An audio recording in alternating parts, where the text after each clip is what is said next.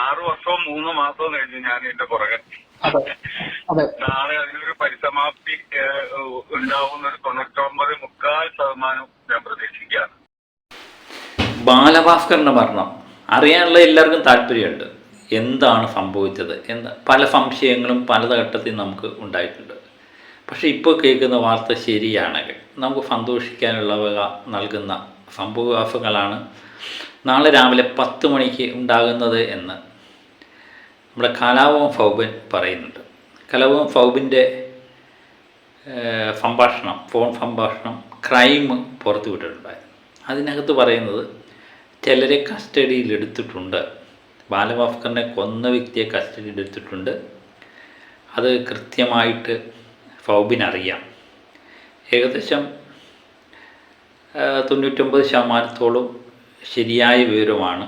അത് നാളെ 10 മണിക്ക് അതിൻ്റെ ഏജൻസികളിൽ തന്നെ പുറത്ത് വിടും. അതുവരെ പുറത്ത് വിടരുത് എന്നാണ് ഫൗബിനോട് ആവശ്യപ്പെട്ടിരിക്കുന്നത് എന്ന വാർത്തയാണ് ഫൗബിൻ പങ്കുവെക്കുന്നത്.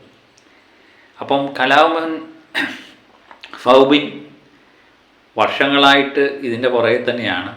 ഞാൻ കണ്ടു, ദൃക്സാക്ഷിയാണ് ഞാൻ, അതിനുവേണ്ടി ഞാൻ ഏതറ്റം വരെ പോകാൻ തയ്യാറാണ് എന്ന് നിരന്തരം ആവശ്യപ്പെട്ടുകൊണ്ടിരിക്കുന്ന വ്യക്തിയാണ്. പലപ്പോഴും കലാഭവൻ ഫൗബിനെതിരെ നിരന്തരമായ ആക്രമണങ്ങളുണ്ടായി, അദ്ദേഹത്തിന് വധഭീഷണി ഉണ്ടായി. അദ്ദേഹം പറയുന്ന വാക്കുകൾ പൊളിയാണെന്ന് പലരും പ്രചരിപ്പിച്ചൊക്കെ ഉണ്ടായിരുന്നു. നമുക്കും അത്രമേൽ അങ്ങോട്ട് വിശ്വാസം വന്നിട്ടില്ല.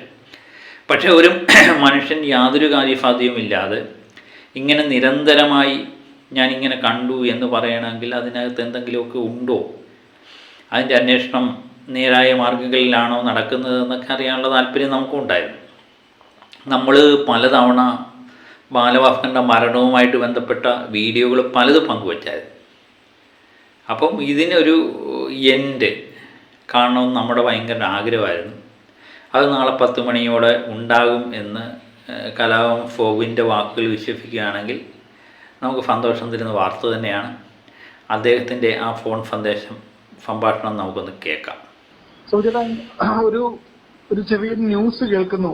അതൊരു നമ്മളെ സംബന്ധിച്ച ഒരു സന്തോഷ വാർത്തയാണ്. അതുകൊണ്ടാണ് അതെ വിളിക്കുന്നത്.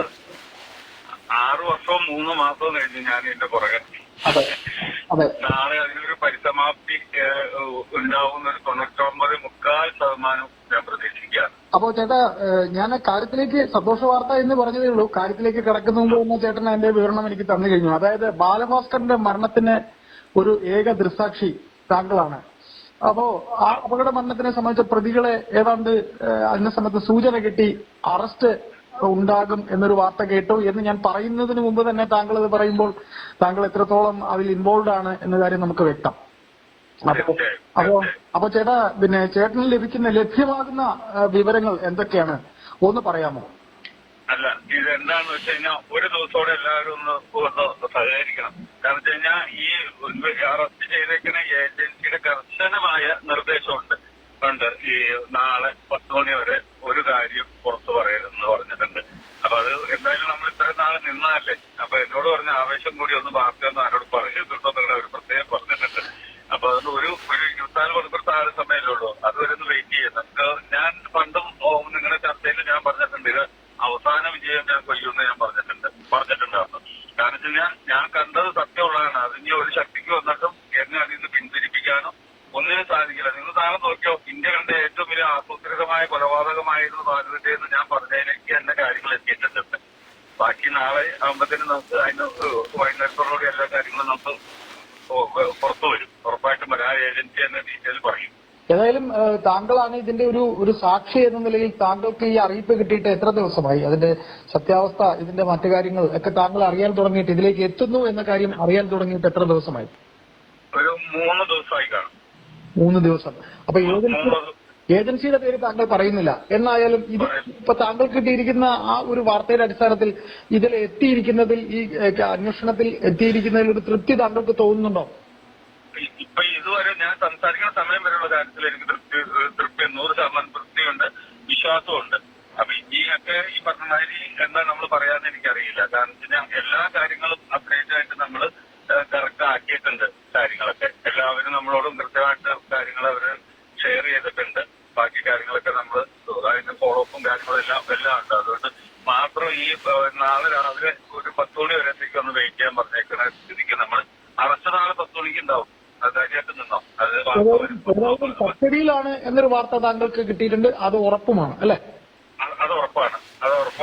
അതിനെക്കുറിച്ച് തിരിച്ചറിയലും കാര്യങ്ങളൊക്കെ നടത്തിയിട്ടുണ്ട്. അതെല്ലാം കറക്റ്റ് ചെയ്തിട്ടുണ്ട്. അത്രയും വരെ എത്തിച്ചിട്ടുണ്ട്.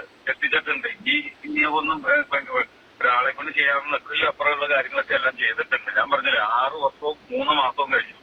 3.5 മാസമായി ഈ കേസുമായിട്ട് നടക്കാൻ തുടങ്ങിയിട്ട്. ഒത്തിരി പീഡനങ്ങളും രണ്ടുമുണ്ട്. പീഡനങ്ങളും അനുഭവിച്ചിട്ടാണ് ഞാൻ ഇവിടെ വരെ നിന്നത്. അതിന് ഞാൻ അന്നും പറഞ്ഞാണ് എത്ര കാലം നിൽക്കേണ്ടി വന്നാലും ഞാൻ കണ്ട കാര്യങ്ങളിൽ നിന്ന് പുറകിലേക്ക് പോകില്ല എന്ന് ഞാൻ പറഞ്ഞിട്ടുണ്ട്. ഇപ്പോഴും പറഞ്ഞിട്ടുണ്ട്. അപ്പൊ ഇതിനെ ഒരു സത്യം എന്നുള്ള ഒരു സാധനം ഉള്ളതുകൊണ്ട് തന്നെയാണ് ഇത് വളരെ യാദൃശ്ചികമായിട്ടാണ് ഇങ്ങനെ ഒരു കയ്യിലേക്ക് ഈ കാര്യങ്ങൾ എത്തിയിരിക്കുന്നത്. ഇത് ശരിക്കും ഒരു ട്വിസ്റ്റ് തന്നെയാണ് അല്ലെ? ഒരു ട്വിസ്റ്റാണ്. ഒരിക്കലും പറ്റാത്തൊരു ടെസ്റ്റാണ്. അതിന് ആ ടെസ്റ്റിലേക്ക് നയിച്ച ഒരാളുകൂടിയുണ്ട്. അത് ആ ടെസ്റ്റ് അയാളുടെ ടെസ്റ്റാണത്. ആ ടെസ്റ്റ് ഞാൻ നാളെ പറയാം. ഇപ്പൊ ഞാൻ പറഞ്ഞു കഴിഞ്ഞാൽ അതിന്റെ പുറകെ നിങ്ങൾ പോകും. ഇതിന്റെ പിന്നിൽ പ്രവർത്തിച്ച മെയിൻ ഒരു വ്യക്തി ഉണ്ടെന്ന് ഫൗബിൻ പറയുന്നുണ്ട്. അതിനുള്ള പേര് പറയുന്നില്ല. ഇങ്ങനെയൊക്കെ കേട്ട് കഴിയുമ്പോൾ സത്യം പറഞ്ഞാൽ നമുക്ക് വിശ്വസിക്കാൻ തോന്നുന്നു അല്ലേ? നാളെ ഇനിയും വേറെ വല്ല ടിസ്റ്റുകളുണ്ടോ എന്നുള്ളതൊന്നും നമുക്കറിയില്ല. ഏതായാലും കലാപം ഫൗബിൻ്റെ വാക്കുകൾ നമുക്ക് പ്രതീക്ഷ വയ്ക്കുകയാണെങ്കിൽ നാളെ രാവിലെ 10 മണിയോടെ ബാലഭാസ്കറിൻ്റെ അപകടവുമായി ബന്ധപ്പെട്ട എല്ലാ കാര്യങ്ങളും പുറത്തു വരും എന്നുള്ളത് തന്നെ നമുക്ക് വിശ്വസിക്കാം. കാരണം വർഷങ്ങളായിട്ട് 6 കൊല്ലത്തോളമായി 6 കൊല്ലവുമായിട്ട് ഇങ്ങനെ ഓരോ കൊല്ലവും ബാലഭാസ്കറിൻ്റെ മരണവുമായി ബന്ധപ്പെട്ട പല കാര്യങ്ങളും പലപ്പോഴായിട്ട് പുറത്തു വന്നിട്ടുണ്ട്. എനിക്ക് തോന്നുന്നു ഇത് ആക്റ്റീവായിട്ട് കൊണ്ടുപോയത് ബാലഭാസ്കറിൻ്റെ ബന്ധുക്കളും അച്ഛനും അമ്മയും അതുപോലെ തന്നെ ഈ കലാപം ഫൗബിനും ഒക്കെയാണ് ഇതിൻ്റെ പുറകെ നടന്നത്. അതുപോലെ കലാപം ഫൗബിൻ്റെ പെങ്ങളുണ്ടായിരുന്ന പ്രിയ, ഇവരൊക്കെയായിരുന്നു ആക്റ്റീവായിട്ട് മുന്നോട്ട് കൊണ്ടുവന്നത്. ഈ അടുത്ത കാലത്ത് ഈ ബാലഭാസ്കറിൻ്റെ ഡ്രൈവറായിരുന്ന അർജുനെ അറസ്റ്റ് ചെയ്തപ്പം വീണ്ടും ഇത് ഇടയ്ക്കിടയ്ക്ക് പൊങ്ങി വരുന്നു എന്നാണ്. എല്ലാ കൊല്ലവും എനിക്ക് തോന്നുന്നു ഒരു സമയത്ത് ഇത് എപ്പോഴെങ്കിലും വാർത്തകളിൽ ഇടം പിടിക്കുന്നു. അത് അങ്ങനെ വിട്ടുകളയാൻ പാടില്ല എന്ന് ആരോ ഒരു അദൃശ്യമായ കരങ്ങൾ ഇതിൻ്റെ പിന്നിൽ പ്രവർത്തിച്ച പോലെ നമുക്ക് തോന്നും. അതങ്ങനെ വിടേണ്ട കേസല്ല, ഇതിൻ്റെ സത്യം കണ്ടെത്തണം എന്ന് പറയുന്ന പോലെ തോന്നും. അപ്പം അതുകൊണ്ട് ഇതിൻ്റെ സത്യം തെളിയും എന്ന് തന്നെയാണ് നമ്മൾ വിശ്വസിക്കുന്നത്. ഇപ്പം CBI ആണ് അന്വേഷിക്കുന്നത്. ഹൈക്കോടതിയുടെ നിർദ്ദേശമുണ്ട്. അതെല്ലാം കൂടി കൂട്ടി വായിക്കുമ്പോൾ ഫൗബിൻ്റെ വാക്കുകൾ വിശ്വസിക്കാൻ പറ്റുന്ന വാക്കുകളാണോ എന്നുള്ളത് നാളെ രാവിലെ 10 മണിക്ക് നമുക്കറിയാം. അല്ല ഇതിനിടയിൽ വേറെ അട്ടിമറിവെല്ലാം നടക്കുമോ എന്നുള്ളത് നമുക്ക് കണ്ടു തന്നെ അറിയാം. ഏതായാലും നാളെ 10 മണി വരെ കാത്തിരിക്കുക എന്നാണ് ഫൗബിൻ പറയുന്നത്. അദ്ദേഹത്തിൻ്റെ വാക്കുകൾ വിശ്വസിക്കാം. അങ്ങനെയെങ്കിൽ ബാലഭാസ്കറിൻ്റെ മരണത്തിൻ്റെ ആ കൊലപാതകി ആരാണെന്നുള്ള സത്യം നാളെ വെളിച്ചത്ത് വരികയാണ്. അത് തന്നെ സന്തോഷമുള്ളവർ. ബാലഭാസ്കറിനെ പോലെ കലയെ സ്നേഹിക്കുന്ന, കലയ്ക്ക് വേണ്ടി തൻ്റെ ജീവിതം ഒഴിഞ്ഞു വെച്ച ആ മഹാപ്രതിഭ എന്ന് തന്നെ പറയാം. അദ്ദേഹത്തിൻ്റെ മരണത്തിന് വേണ്ടി വേറെ ആരെങ്കിലും ആക്സിഡൻ്റ് അല്ല, മരണത്തിന് മുമ്പിൽ വേറെ ആരെങ്കിലും പ്രവർത്തിച്ചിട്ടുണ്ടെങ്കിൽ അത് നിയമത്തിൻ്റെ മുമ്പിൽ കൊണ്ടുവരികയും തക്കതായ ശിക്ഷയൊക്കെ കൊടുക്കേണ്ട അത്യാവശ്യമാണ്. അതിൻ്റെ പിന്നിൽ ആരൊക്കെ പ്രവർത്തിച്ചിട്ടുണ്ട്?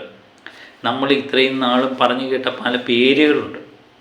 ആ പേരുകാർക്ക് ഇതിനകത്ത് ബന്ധമുണ്ടോ എന്നൊക്കെ നമുക്ക് അറിയേണ്ട കാര്യമാണ്. ഇത് പ്രത്യേകിച്ച് വേറൊരു വ്യക്തിയുടെ കാര്യമല്ല. ബാലഭാസ്കർ എന്ന് പറയുന്നത്, എനിക്ക് തോന്നുന്നു ബാലഭാസ്കറിനെ അങ്ങനെ വെറുക്കുന്നവർ, ജീവിതത്തിൽ വെറുക്കുന്നവർ വേറെ ആരും ഉണ്ടോ എന്ന് എനിക്ക് തോന്നുന്നില്ല. എല്ലാവരും ബാലഭാസ്കറിനെ ഒരേപോലെ സ്നേഹിക്കുന്നവരാണ്. കാര്യം ഒന്നുമില്ലെങ്കിൽ വെറുക്കാതിരിക്കുന്നവരാണ്. അദ്ദേഹത്തിൻ്റെ പാട്ടുകൾ എല്ലാവർക്കും ഇഷ്ടമാണ്. ആ സംഗീത പ്രതിഭ എല്ലാവർക്കും താല്പര്യമാണ്. ആ ചിരി, സ്റ്റേജിലെ പെർഫോമൻസ് എല്ലാം തന്നെ നമ്മളെ മാസ്മരീയമായൊരു ലോകത്തിലേക്ക് എത്തിക്കുന്നു. അദ്ദേഹത്തിൻ്റെ മരണത്തിൽ നമ്മളറിയാത്ത പല